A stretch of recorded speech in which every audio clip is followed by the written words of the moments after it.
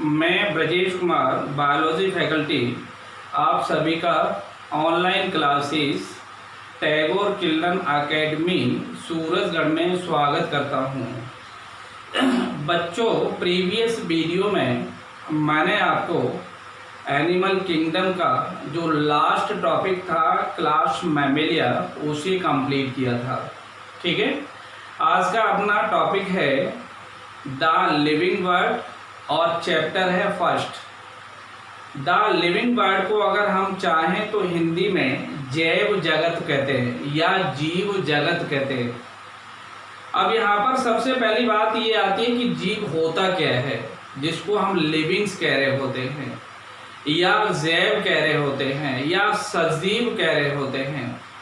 आप सभी जानते हो पृथ्वी पर असंख्य प्रकार के जीव पाए जाते हैं और ये जीव जल में हो सकते हैं, समुद्र में हो सकते हैं, पहाड़ों पर पाए जा सकते हैं, इसके साथ साथ मरुस्थल में पाए जा सकते हैं।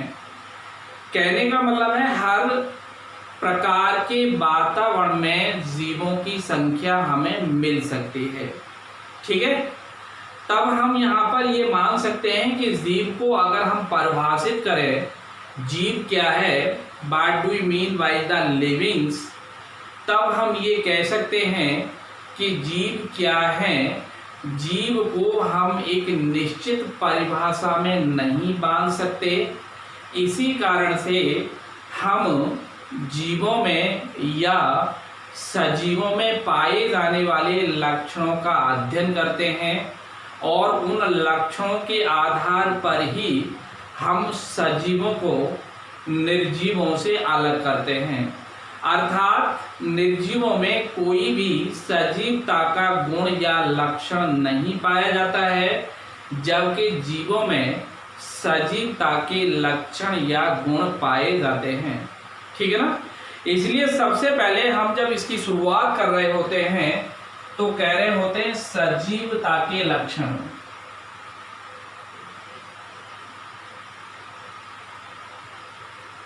सजीवता के लक्षण, कैरेक्टर्स ऑफ वाइटैलिटी या कैरेक्टर्स ऑफ लिविंग्स, सजीव के भी लक्षण हम कह सकते हैं। अब देखिए, यहां पर बोला जाता है सजीवों में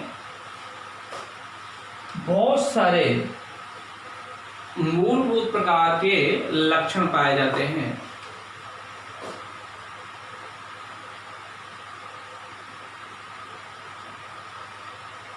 सजीवों में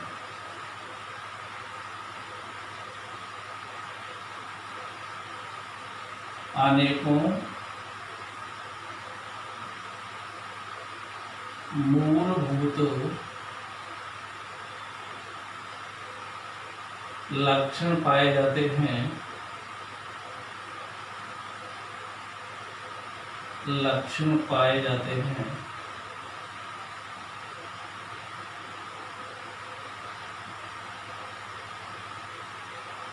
ठीक है, सबसे पहला हम लेते हैं इसमें वृद्धि, ग्रोथ। कौन सा लक्षण लेते हैं, वृद्धि या ग्रोथ।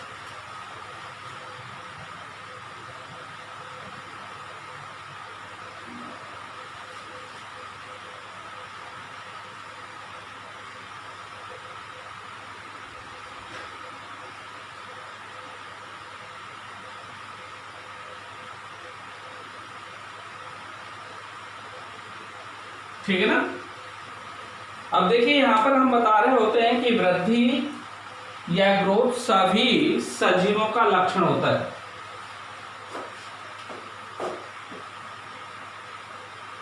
यह सभी सजीवों का लक्षण है या कह सकते हो मूलभूत लक्षण है। ठीक है ना, सजीवों में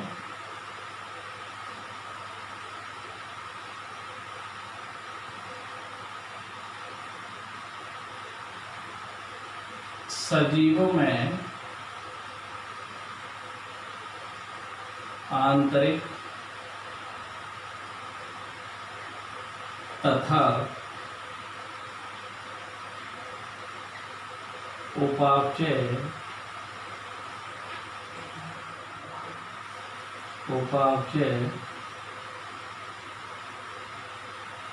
क्रियाओं के कारण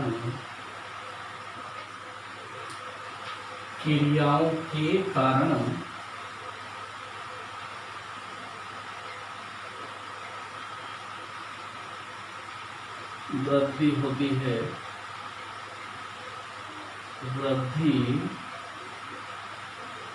है, ठीक है। यह वृद्धि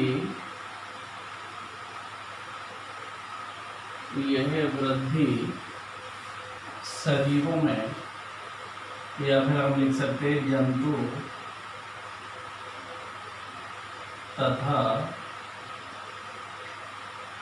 पादपों में कोशिका विभाजन के द्वारा होती है। कोशिका विभाजन के द्वारा होती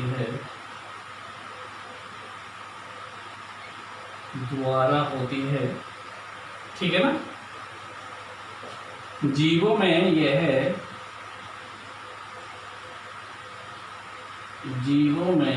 यह आंतरिक कारकों तथा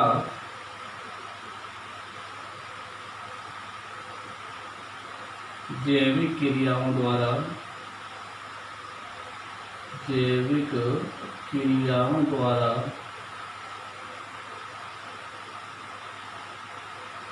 होती है,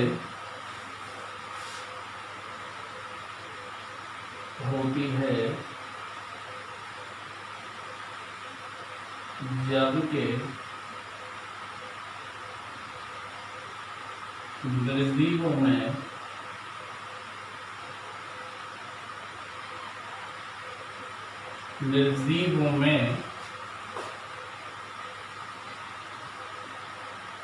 वृद्धि बाह्य कारकों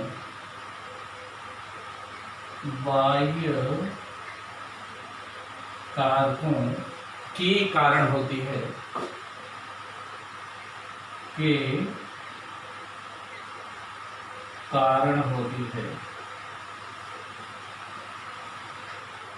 ठीक है ना।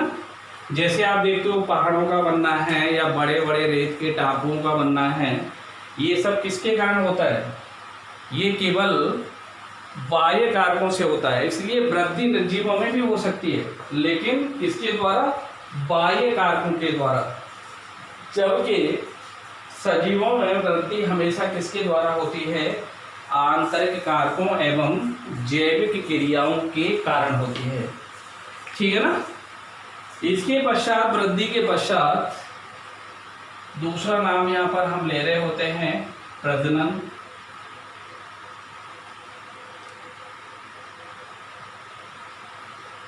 इसको कह रहे होते हैं रिप्रोडक्शन,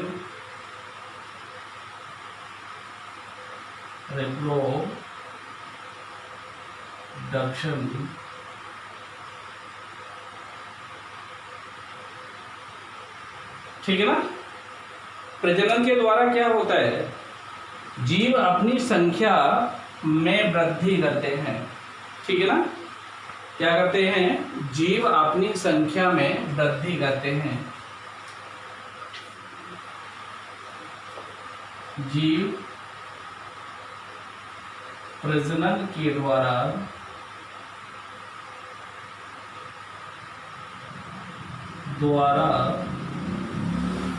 अपनी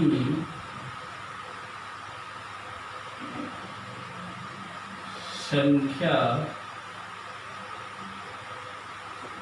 जीव प्रजनन के द्वारा अपनी संख्या में वृद्धि करते रहते हैं, वृद्धि करते रहते हैं, लेकिन प्रजनन की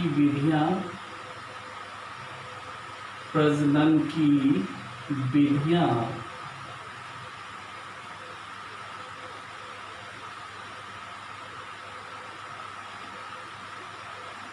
जीवों में अलग अलग पाई जाती हैं,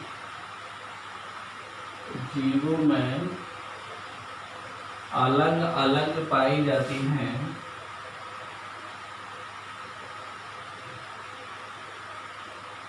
अलग अलग पाई जाती हैं, जैसे लैंगिक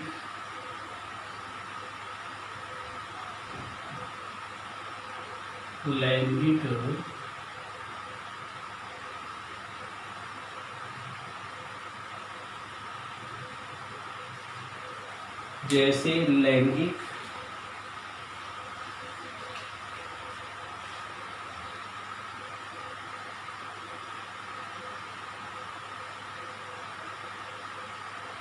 कोमा अलैंगिक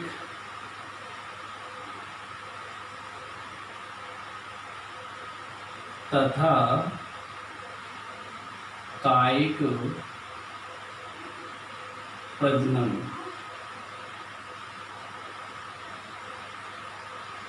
ठीक है ना। लेकिन ये निर्जीवों में नहीं पाया जाता। किसमें नहीं पाया जाता? निर्जीवों में। लेकिन निर्जीव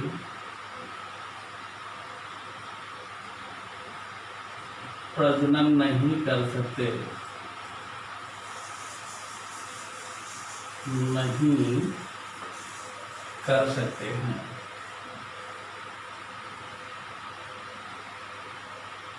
कर सकते हैं। ठीक है ना। अब देखिए इसके पश्चात लेते हैं हम प्रजनन के बाद पोषण, या फिर यहाँ एक नाम दे सकते हो आप उपापचय। इसको कहते हैं मेटाबॉलिज्म।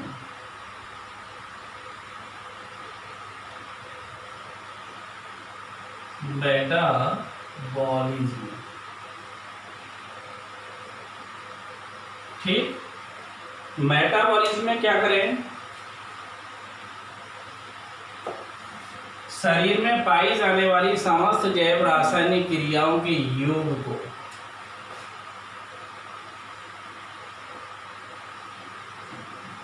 शरीर में पाई जाने वाली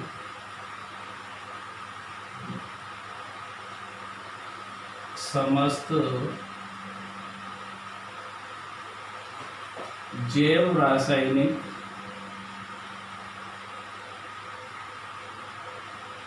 रासायनिक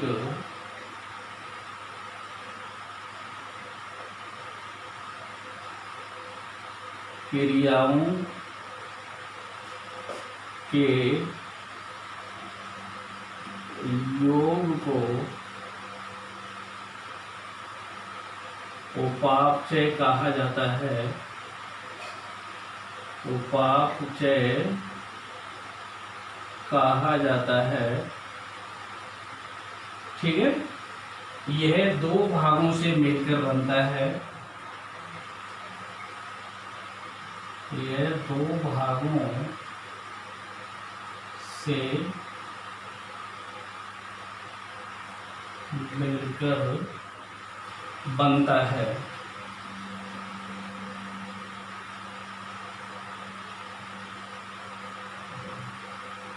एक उपचय और दूसरा अपचय। उपचय को कह रहे होते हैं एनाबॉलिज्म और इसको कह रहे होते हैं कैटाबॉलिज्म। ठीक है ना। यहां पर कहा जाता है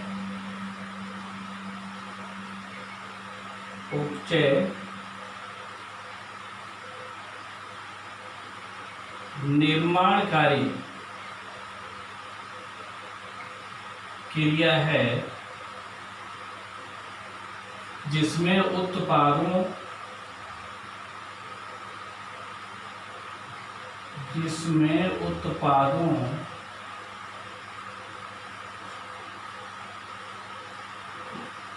को बनाया जाता है या निर्माण किया जाता है, बनाया जाता है। ठीक है ना। जैसे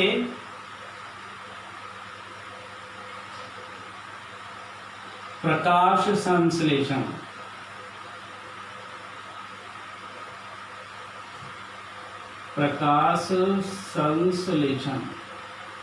ठीक है ना। फोटोसिंथेसिस में पौधे क्या करते हैं, भोजन का निर्माण कर रहे होते हैं, भोजन बना रहे होते हैं। ठीक है ना। आगे बता रहे होते हैं इसी प्रकार अपचय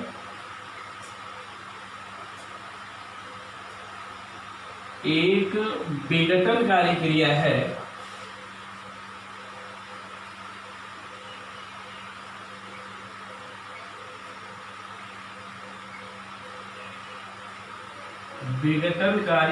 है ठीक है ना, जिसमें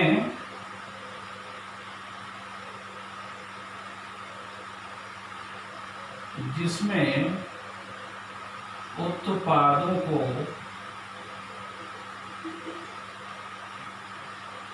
सरल पदार्थों में तोड़ा जाता है,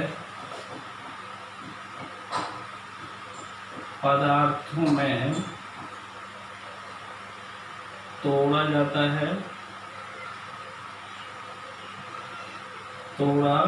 जाता है जैसे श्वसन। क्या बता दोगे, श्वसन। आपने देखा होगा श्वसन में क्या होता है, हम जो खाना ले रहे होते हैं उस खाने का वहाँ पर क्या हो जाता है, विघटन हो जाता है। जो खाना होता है वो कार्बन डाइऑक्साइड और पानी में टूट जाता है और जो ऊर्जा निकलती है वो हमारी जैविक क्रियाओं के संचालन में काम आ रही होती है। ठीक है ना। इसलिए क्या बता सकते हो, श्वसन। ठीक है ना। अब देखिए इसके उपापचय के पश्चात आगे हम लेते हैं पोषण, न्यूट्रिशन। क्या लेते हैं, पोषण या न्यूट्रिशन।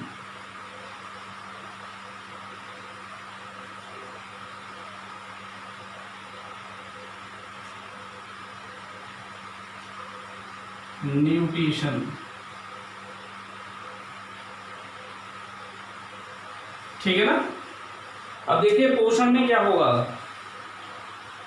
पोषण भी सभी सजीवों का लक्षण है। मीन्स जीवों में होने वाली जैविक क्रियाओं को संचालित करने के लिए किसकी आवश्यकता होती है, ऊर्जा की।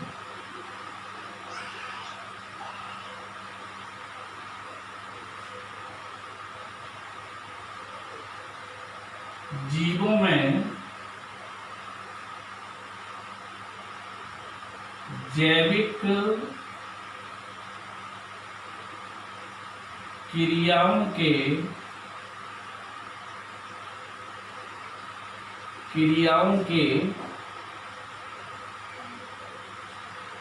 संचालन के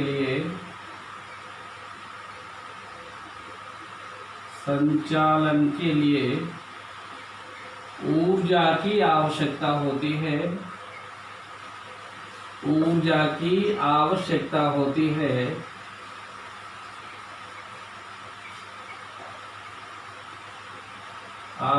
होती है, जिसे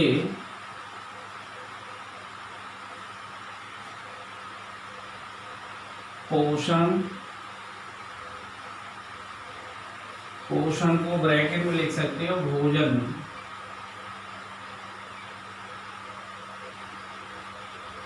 से प्राप्त किया जाता है, किया जाता है। पोषण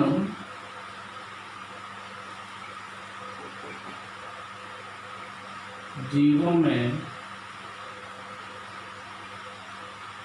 स्वपोषण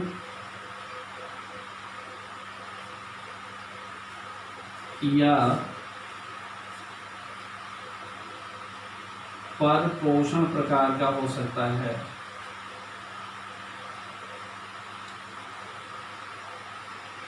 प्रकार का हो सकता है।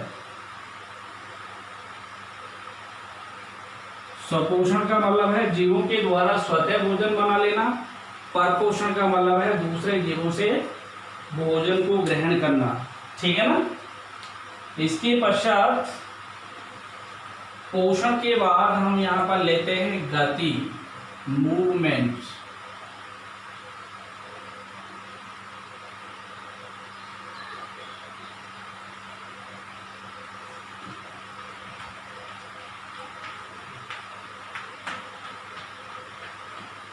ठीक है ना। क्या लेंगे? मूवमेंट। अब देखिए जो जंतु होते हैं उनमें तो गति होती है,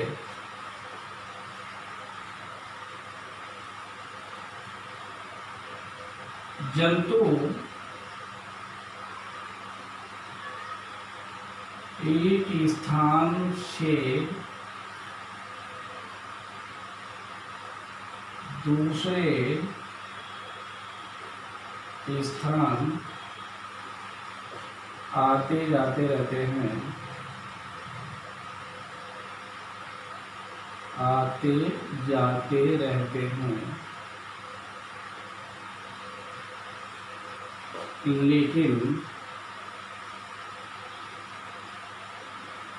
लेकिन पादपों में ऐसा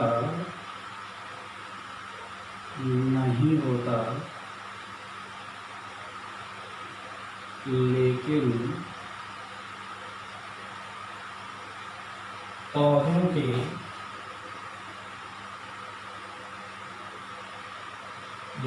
पादपों के विभिन्न अंगों में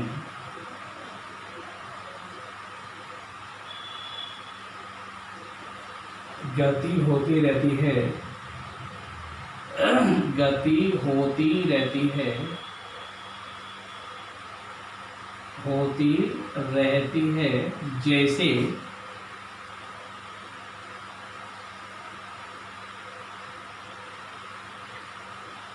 प्रकाश में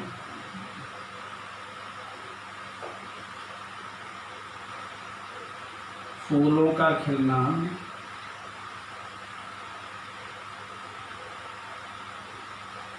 फूलों का खिलना,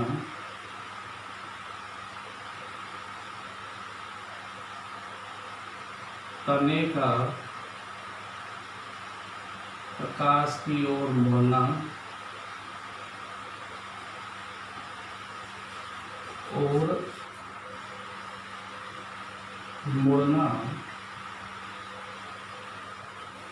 आदि। ठीक है ना। ऐसा निर्जीवों में नहीं पाया जाता। अर्थात हम कह सकते हैं कि जो जंतु होते हैं वो एक स्थान से दूसरे स्थान पर आते जाते रहते हैं। इसको हम लोकोमोशन या गमन भी कहते हैं। लेकिन प्लांट में लोकोमोशन नहीं होता, गति लगातार पादपों में होती रहती है। आपने देखा होगा जैसे ही शाम होती है पंखुड़ियां बंद हो जाती हैं, सुबह होती है वापस खुल जाती हैं। ठीक है ना। क्लियर हो गया। अब देखिए इसके पश्चात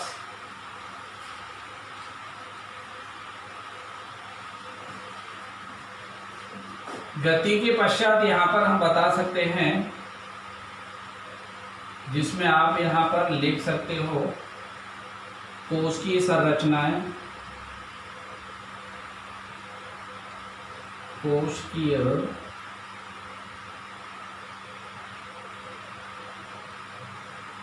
संरचना। ठीक है ना। सभी जीवों का शरीर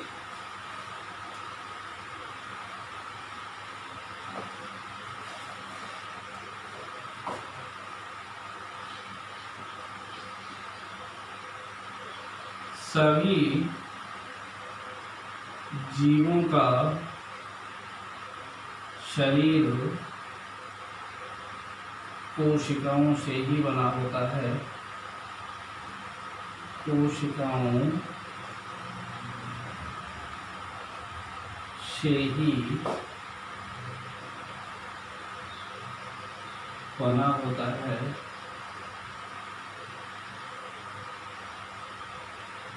अर्थात ये कोशिकीय होते हैं। अर्थात ये कोशिकीय होते हैं। कोशिकीय होते हैं। ठीक है ना। इसके पश्चात शेप एंड साइज क्या लिख सकते हो, या फिर आप उत्तेजनशीलता लिख सकते हो। उत्तेजनशीलता,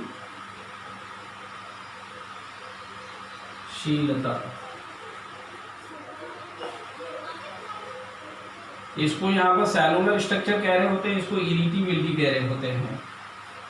उत्तेजनशीलता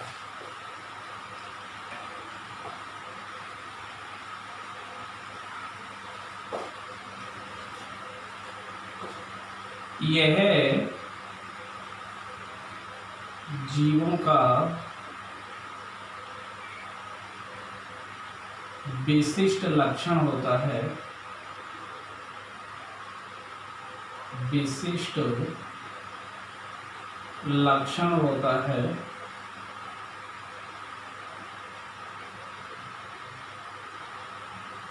ठीक है। कैसा लक्षण होता है, विशिष्ट लक्षण होता है। इसमें ये आंतरिक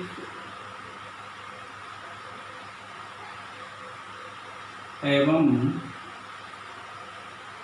बाह्य उद्दीपन के प्रति अनुक्रिया करते हैं। अनुक्रिया करते हैं। इसको हम कह रहे होते हैं उत्तेजनशीलता, इरिटेबिलिटी। इसके बाद आता है शेप एंड साइज। इसको हम कह रहे होते हैं आकार एवं आकृति। शेप एंड साइज,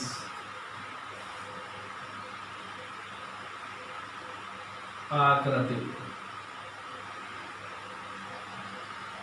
ठीक है ना। सभी जीवों की आकार और आकृति निश्चित होती है।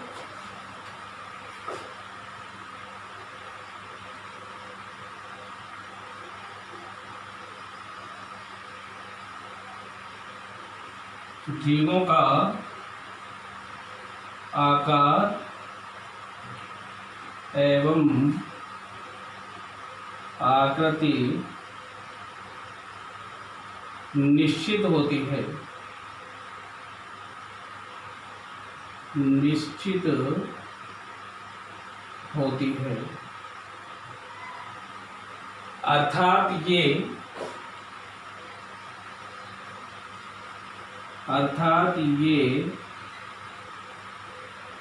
आकार व आकृति में सीमित रूप से परिवर्तन कर पाते हैं। सीमित रूप में परिवर्तन कर पाते हैं। परिवर्तन कर पाते हैं। ठीक है ना। इसके पश्चात आगे आता है डेफिनिट लाइफ साइकिल, निश्चित जीवन चक्र। ठीक है, क्या आता है? निश्चित जीवन चक्र।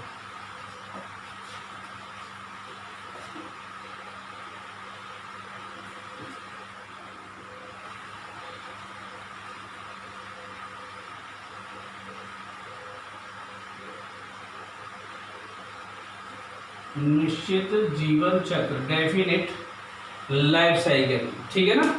इसमें देखिए हम ये कह रहे होते हैं सभी जीवों में जो जीवन चक्र होता है वो निश्चित होता है।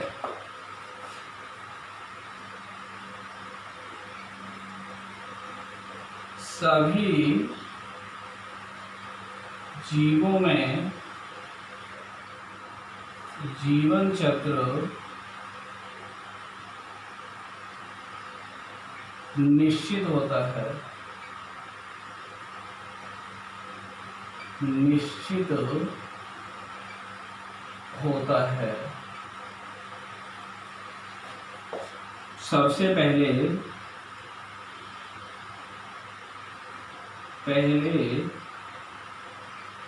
ये जन्म लेते हैं,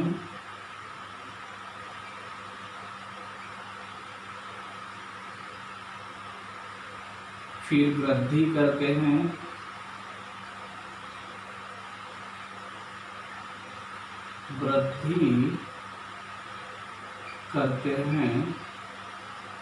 और फिर जन्म करते हैं,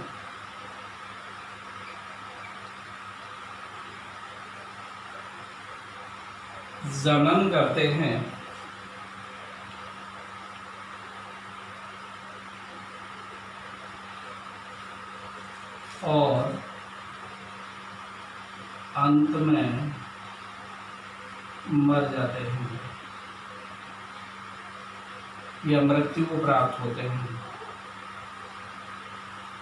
मृत्यु को प्राप्त होते हैं। ठीक है ना।